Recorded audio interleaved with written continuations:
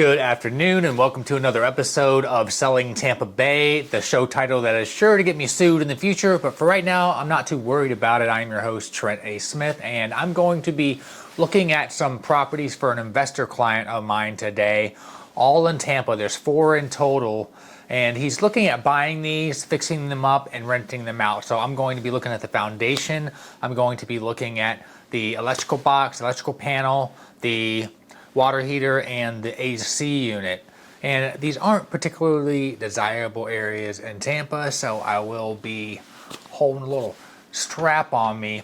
But so the seller of these properties are all the same person, and we made a deal with the seller that if we were to buy all 4, we will be getting a discount. However, after looking at the numbers of these properties, we realized that the price is still too high. So I'm going to be looking at them, making sure that they are structurally sound, and then I'm coming back here and I'm going to be typing up offers, probably lower than the seller is going to accept, but that's just kind of the market we're in right now, where you have to keep putting in offers on properties to get 1 or 2. It's a numbers game, the law of averages. So today is going to be, I'm going to spend 4 or 5 hours driving around Tampa looking at all these properties, and I'm going to come back here and type up a bunch of offers, spending about another hour doing that, and nothing most likely would get accepted, but sometimes that's just part of the job. You just got to do it.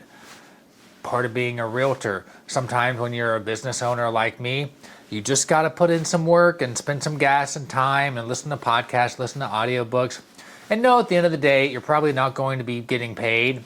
But at the same time, I could be out there looking for opportunities, maybe meeting some other clients or finding some other business, and I'll be making some content at the same time. So I'm going to be bringing my water, and I got my coffee, of course, and let's hit the road.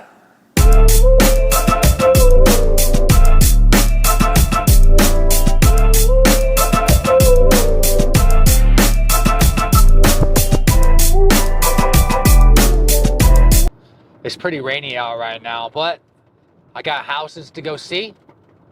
I was thinking about something earlier about starting a new business, or when I first started in real estate, I had no knowledge of the industry or contracts or how to sell homes. All I knew is I wanted to sell shit and I like people. I thought, hey, real estate would be a good industry. Even my wife at the time kept telling me, hey, get a real job. Go to school, get a real job. And I said, okay, well, do people make a living selling real estate? She said, yeah. I'm like, all right, well, I'm going to figure that shit out.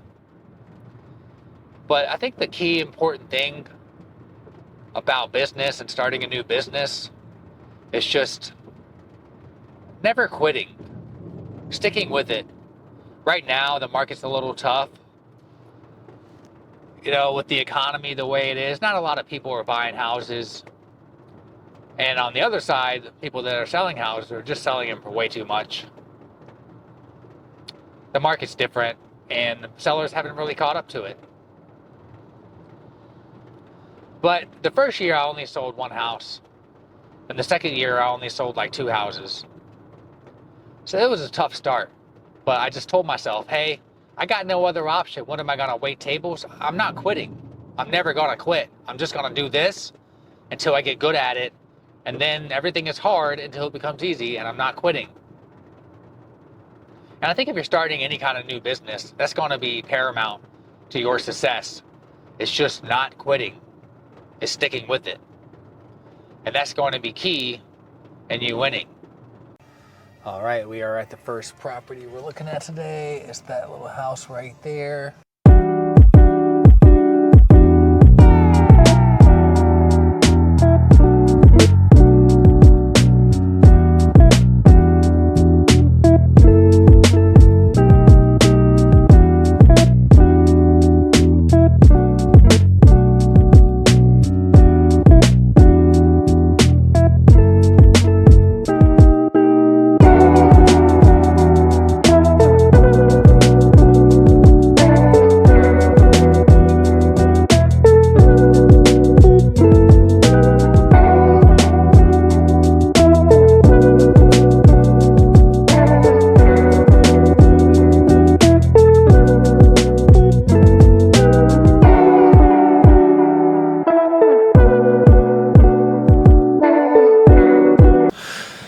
So it's the end of the day, and I just got back from Tampa.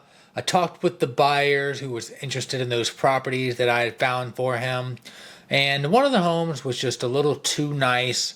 Really didn't need a whole lot of work, and we're in the business of buying and rehabbing and either reselling or refinancing and renting them out. So that one didn't work for us. And one of the homes, the last one that I showed, the foundation was just really bad. And we just didn't want that extra work because we really had a small margin of error to begin with. So we originally had gotten all four deals, a verbal agreement. Shit, I'm tired. Verbal agreement to have all four of them for $165,000.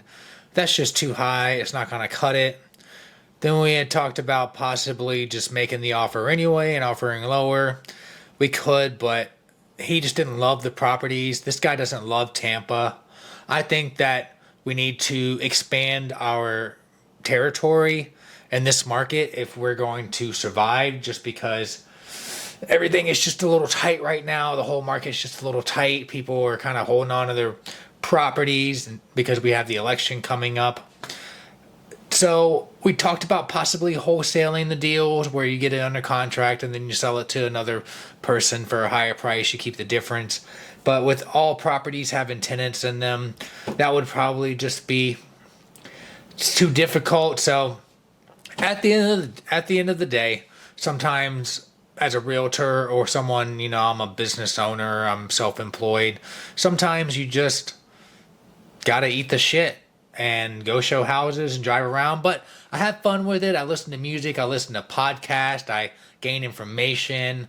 I'm seeing with my eyes the market. Every time I see a house, it's like I get like these experience points. If you play video games, like some experience points, because I saw another house. I spoke with another tenant. I spoke with another realtor. I get the perspective of, the sellers who were selling these properties. So I never really consider it wasted time because I also make this content here. So I make the day eventful. Like when I do open houses and no one really shows up, I'm filming content.